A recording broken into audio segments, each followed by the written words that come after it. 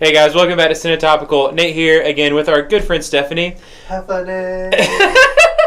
So today we're going to do something a little bit different because we're millennials and, social justice and stuff. No, but really, this is serious things. But we love movies, right? And I think that it's safe to say that everyone who's ever been on our channel, which is just me, Stephanie, and Dylan, likes movies because of how they speak into culture and society and us as individuals. So today, me and Stephanie are just going to have a conversation about Disney and the things that it teaches the young women of our age. Not necessarily all bad. Can we do a preface? Yeah. I love Disney. Same. So this is by no means Disney is bad. So I'm obsessed with Disney. To be clear, what this is not is just a hate-filled, right. Disney sucks. Right. Don't let your kids watch Disney or they'll grow up to be Donald Trump. That's not what it is. So just listen and maybe you'll learn something. So I know that you have a few points prepared. You know me. You can just go ahead with your first one. Okay, cool. So, I think the main thing that I think about a lot when it comes to these movies is that they're predominantly focused on children. Oftentimes, for a long time, it was definitely more geared toward girls than guys. Mm-hmm. And then I don't think there was ever really a big push or the thought that there should be follow-up conversations with it. And so in many ways, I don't think necessarily some of the things that are covered in some of the movies are necessarily wrong, but they can be lacking if there's not that follow-up conversation. Sure. So if there isn't a parent or mm-hmm. the people who made the movie themselves coming in and saying after hey, here's how to correctly handle the information that you were just given. Right. And I don't think that art would be art if you only portray things that you admire or think are valuable or whatever. And so, yeah, you have to portray shitty things sometimes to cover good things, I think. It's true. So I think one of my biggest things, this is not a new conversation. This is stuff people have talking about for years and years and years. But I think one of the biggest things that sort of brought it to light was the body image and diversity thing. Mm-hmm. And this came out a lot whenever Princess and the Frog came out and everyone was a black princess. Mm-hmm. And I'm who wanted to own her own business. Right. And I'm why is this shouldn't be as big of a deal as it is. And the fact that it is a big deal is a problem. Yeah. And so, yeah. What are your thoughts on the body image that Disney portrays a lot of times? Yeah. So I grew up with an aunt who was Disney crazy. Mm-hmm. So as soon as one hit theaters or as soon as one came out on VHS, because I'm old, mm-hmm. or DVD down the line, we had it and we're watching it and things like that. Personally, even as an adult trying to go back and sort through the mess that was my life and figure out what things affected me and what things didn't, I can't think of a specific instance where I looked at a Disney princess and was that's what I want my girlfriend to look like one day.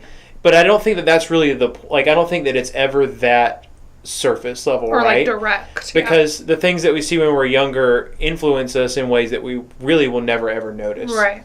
So, which, interestingly enough, there have been several universities that are starting to actually study specifically these types of cartoons and how they're affecting that's awesome. Images within kids. Yeah, so I think that there's definitely potential for how even young cartoon women mm-hmm. that young men see mm-hmm. affect what they expect in potential partners down the road. Yeah. For me, I think it was just all, man, this is going to sound A, cheesy, and B, I'm just trying to not be a bad guy. But for me, it was more I found a Disney character more attractive, really based on personality. Mm-hmm. But if they were hot and had a great personality, then who's gonna complain? Yeah, for sure, right? So I definitely think that there is something there. Mm-hmm. But that's why we have you to explain it to us men who don't know how to handle that. I think one of my biggest issues that I have with the body image side of things with the Disney princesses is that there's, I think, Ariel's her age is addressed, but overall there's no age, like the princesses aren't like, oh, you're 17 years old, or oh, you're 20 years old, or whatever. Right. And so it's really ambiguous as far as age goes, and many of them are obviously still under like parental like authority and stuff. Sure. So it gives a very childlike view, right. And then they're sexualized on top of that, starting off like with like whether outfits or like focuses or like the fact that like, can we just talk about how creepy Jafar is? Yeah, like, can we please talk about Aladdin? That? Yeah, I was just thinking about I think Aladdin. Jasmine is definitely like the most overarching like one that can probably be sexualized most often. I need to take back what I said because I thought about Jasmine. Yeah. And then I was like, oh yeah, I was totally a little pervert for Jasmine. Yeah. And it's not necessarily like you weren't doing anything unnatural, but that was what was sort of set up. So yeah, I think that is like one of my biggest things is that there's like just this blurriness as far as like age, and that happens naturally, I think. Sure. Like as far as like teenage girls growing up and stuff, but like I think that it's heightened in that setting. So do you think something we hear, or like I at least hear a lot or see a lot on like internets and things like that. Internets? Yeah, is the interwebs. A lot of people, especially this day and age, complaining about definitely how like Cosmo or like models or things like that influence how like young girls think they're supposed to look or need to look to be attractive to people. And then you definitely like you hear the same thing with like Barbie and things like that and stuff. So would you say that like as far as like I can really only speak to like how it affects young males and their expectations down the line, but like the Disney princess, like do you think that the way that most Disney princesses are drawn like give young girls false expectations about how they should look, or is it not quite? I don't think it's like explicit or like any necessarily, but I don't think they obviously don't offer a range, which so like you know what I mean? So like even if all the princesses were extremely curvy, or even if all of them were overweight, they're still only offering one view of what a princess looks like. And so that was more I think the issue, like the lack of diversity. Yeah. And then like, I mean, this gets into like a whole nother side of things, but like even when a princess had diverse features about her or like was just completely different. So like we're looking at Pocahontas, we're looking at like Jasmine. Jasmine is Saudi Arabian, you know what I mean? And she walks around with a very proper English accent and like is very white in all aspects of things. And so even diversity has to look a certain way. And that was like now I look back and I'm like, that's super messed up. That is messed up. So kind of really on that exact same topic, they're working on a live action Aladdin, and Disney kind of got called out. This was towards the end of last year because they had some extras that were white people, but they just kind of tanned them up a little bit to make them look Middle Eastern. So like, is it blackface? No. Is it really offensive and wrong? Yes. Are there plenty of Middle Eastern actors that would love those roles? Yes. Like what is going on? Yeah. And even that, like these are extras like in the far off distance. Like you can CGI that and it'd still not be a problem, So yeah, I understand what you're saying as far as like there is kind of like an overall lack of diversity, whether it is ethnicity or like even body image or things like that. That makes sense for sure. Yeah. The next big, and this is probably one of my biggest like peeves that I have with like pretty much all Disney movies is so there is a consistent theme of lack of parental, I don't know if respect is the right word, but lack of like that relationship functioning in the way that it ought to. And at the same time, a lack of like the leads in many cases choose their own personal feelings over wisdom. Okay. And it works out for them almost every single time. That's a dangerous lesson. Yes, that's such a bad lesson. And so my least favorite line in any Disney movie is, it said, one of the most popular songs ever in Disney is Part of Your World. Yeah. And Ariel says, and Ariel says, she's talking about like the land above the sea, and she says fathers, like, they don't reprimand their daughters. Like, why is that not a huge red flag for people? Like, the fact of like, I want this world where kids don't get reprimanded. So just the idea that like every single kid and teenager is going to have issues with their parents, like that is inevitable, and that is a good thing because it teaches kids how to handle conflict. But what Disney teaches is you're not going to agree with your parents, and so that means you need to sneak behind their back, figure out how to make it work, and when it works, they're not going to be able to be like, no, don't do that anymore. Wow. Just hit some real personal connection there. Yeah. That's like, that pretty much sums up my relationship with my parents. Yeah. And the thing is like, Ariel's dad is super happy for her whenever she gets married, but like she completely just disregards him, and like Jasmine sneaks behind her dad's back, and like it goes on and on and on. And so I think that's a huge thing. And even beyond that, if you're looking in friend roles, I just have Little Mermaid on the head, but like if you look at like Ariel's relationship with her friends, they're constantly warning her like, don't do this, don't do this, don't do this, and she's like, no, this like feels good, so I'm gonna do it. Yeah, that's dangerous. Yeah. That's real dangerous. Sorry, strange wings being strange. Oh, crap. Yeah, so, like, really, yeah, that's great. So, I mean, so basically the lesson that is being missed, I guess, is that when you are in a situation and your feelings are all wrapped up in it, there are so many things that people who care about you deeply, who are outside of the situation, can see that you can't. Yeah. And the majority of time in Disney movies, they kind of just ignore that and do what they want to do anyways. Right. Regardless of, like, the repercussions. Yep. Yeah.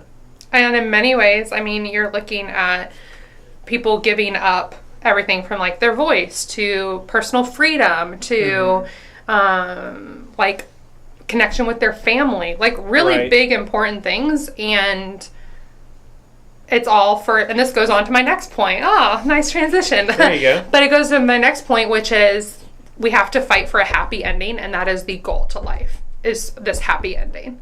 Like this far off, happy ending, whatever it is. Sure, yeah. And that's a huge issue I have with Disney in and of itself. Yeah, for sure. So basically just the idea that, like, the ending isn't always happy. And also, like, just because something isn't your happy ending doesn't make you a failure. Right, exactly. Yeah. Yeah. And I think it's this concept that people think that there's going to be a point in life where they're like, I made it. Like, this I worked really hard for this person or this thing or whatever it is. The American dream. Yes, and now I'm satisfied. That doesn't exist. Yeah. And also, if that did exist, you'd stop growing as a human being. So, like, what is the point of being alive anymore? Yeah, fair. Yeah, that's true. So really, like, I guess how that translates to the real world is, like, you're, like, in middle school, and you can think of 1,000 things you don't like, but it's like, oh, when I'm in high school, things will be different. And but then you get to high college. School. But now, so I'm in high school and I don't like things. So now it's when I get to, when I can drive. When I get my driver's license, then I'll be happy. But then I get that, and then life still isn't great. When I get to college, when I get the job, when I get married, when I have kids, when I retire. Right. But it just, like, nothing ever really fulfills the way that we expect it to. Right. And, like, there's nothing wrong with, like, working for things and working your butt off and trying new things and knowing that there's something better. Like, there's nothing wrong with that. But the fact that I can't think of one Disney princess who is satisfied in her life. Right. Because she is secure in who she is as a person. Like, she needs something else, and she won't stop until she gets it. And so, yeah, you're teaching tenacity and, like, endurance and all these things, but you're also teaching that, like, you're not enough. Yeah. Yeah. That's sad. Yeah. Which leads me to my next point. Yeah. Which is that a person is going to fulfill you. And that shit is so damaging. Yeah. Oh, I hate that so much. Yeah, I agree. So, like, just the idea that, like, really a relationship, like a romantic relationship, is what you needed to finally fulfill. And really, I mean, you could replace that with anything, like, anytime you say one singular. But Disney does have a track record of saying, like, when my prince comes and saves me, then my life will They literally have a song, when my prince comes, you know what I mean? Yeah. Like, it's literally so ingrained in that culture. And, you know, I think Frozen did a really good job. I really love the ending of Frozen because it was Elsa's love for her sister. And so, like, I really, really like that. you still had that romantic whole concept going on, but I really love that sisterly love was highlighted. I like that Moana had a dream that she was pursuing on her own, and it wasn't like this individual so much, and so I really, really appreciated that. And so I think in some ways, I do think Disney is hearing that. Right. I think it's mostly our generation that's like, hey, like, this is not actually how the world functions. Yeah, sure. And I think they are listening and making adjustments, but at the same time, it's like, these are still conversations that, like, have to be had. Yeah, for sure. And, like, the fact that they're making an effort to make changes is good, but, like, all those other movies still exist. Right. Right? And as far as I know, no one has ever released a statement from Disney saying, hey, maybe there is some stuff in our old movies that you shouldn't, like, you know, put to task in your own life. Right. So, all right, so this idea that this person specifically is going to be, like, my happy ending, what turns my life around, what, like, fulfills me in that shape or form, what do you think is damaging about that idea? I think the concept that, like, if you trace back every thought that you might have with that, it comes back to, like, you're not enough. Without that, yeah, and that you as an individual is lacking, and I think that's like a super damaging message that you hear when you're little. Like, I know growing up, I never thought I had an option of not getting married. You know what I mean? Like, that was always, you grow up and get married. You know what I mean? And it wasn't meant in a damaging or a, like, you're not good enough way, but that was always just the perception that I had. Sure. And so I think that when that, you know, I think a parent's role is really to raise their child and to guide them so that they can grow up to be, like, a contributing, empathetic, loving member of society. Right. And you don't have to have somebody else to do that. Yeah, you know? Sure. So, like, along those same lines, I feel like a lot of, like, Disney movies, and, like, not even outside of Disney movies, often not only is it that, like, meeting, you know, this person is what's going to fulfill me, but it's often like meeting and being with this specific person. Yeah. So, like, the idea of, like, a soulmate or a one true love and things like that is also, like, really ties into that as well. Not the fact that, like, if you're a healthy adult and there's another healthy adult and you work your butts off, you could have a healthy relationship. Right. Regardless of, like, conflict and things like that. And also, I think that, like, love is a feeling for sure. But, like, also a choice, right? Yeah. So, like, you know, things get hard and people, like, I don't feel like I love this person anymore. But, like, love is also a choice. Yeah. And that kind of obliterates the idea of, like, there is one specific person in this world that is meant for me. And one day, whether it's destiny or God or whatever, fate is just going to push us together. Right. And then, like, I'll just be with that person. It's great. That's not true. Right. You can, like, pick who you want to be with. They also have to pick you back. Yes. But, like, yeah. Yeah. I have, like, a theory with soulmates. Yeah. As far as, like, I personally believe that I've had several, and I don't think any of them have been romantic. I think that, like, you know, the concept of soulmates are the people that, like, you were intended to be in this person's life, and they're going to literally imprint themselves onto you and, like, shift who you are as an individual. And, like, for me, that has come across as, like, several specific friends that have literally changed who I am. Yeah. And so I do think that there is some type of working as far as bringing people into your life. But I think that if that's your expectation for your romantic relationships, you will either always be looking or always be disappointed. Yeah. Like, there's no, like, happy place for that. Right. So, yeah, for sure. Yeah. Was that, you got any more points or closing remarks for us? Closing remarks. Yes. Where is it? And this sort of links all this together. Right. Is the idea that Disney does not do a great job of, like, instilling into people that they are creating their own destiny, like, through their choices and, like, through the decisions that they make. And I think so much of, like, creating our own destiny is those little small decisions that, like, test our character. And there's so many major glaring character flaws in so many of these girls, which is not a bad thing. But when they're we're all flawed. Right, exactly. And so it's good to see that. But when they're not addressed and when they are, like, a means to an end of happiness, it's like, a second thought. Sure. When it really, in reality, should be one of the main thoughts. Or like almost like saying, there are things wrong with me, but like you should just be okay with that because. Right. Yeah. Right. Or like my character's being tested, but I'm going to be disloyal, I'm going to be dishonest, and I'm going to do these things that are against maybe who I want to be, but it's a means to an end. Right. And I'm like, that's a really shitty means to an end. That is. Yeah, for sure. You don't want to be that kind of person. No. Yeah, cool. Well, thanks so much for sharing your thoughts with us. I really appreciate it. We'd love to hear what you guys think. We got a comment section down low. Just want to leave it with, like, hey, you are good enough. And, like, you are capable of love and worthy of being loved. Yeah. And you get to make your own decisions and carry the weight of the responsibility of those decisions. So, are we being too hard on Disney? Are we not being too hard on Disney? You decide. Subscribe to the channel. We'll see y'all next time.